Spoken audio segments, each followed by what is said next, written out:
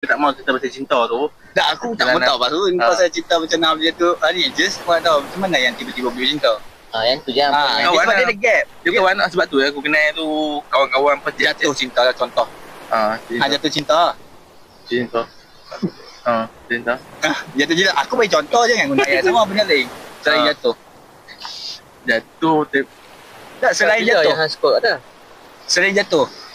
Selain jatuh Dia mesti ada satu sebab Hans quote. Ada sebab aku tadi bagi contoh. Jatuh cinta. Jangan guna benda jangan tiru. Okey, kalau selain jatuh tersungkuk boleh tak? Tersungkuk cinta. Terus sangat. Mengelupuk lah. Mengelupuk. Bahasa asal apa?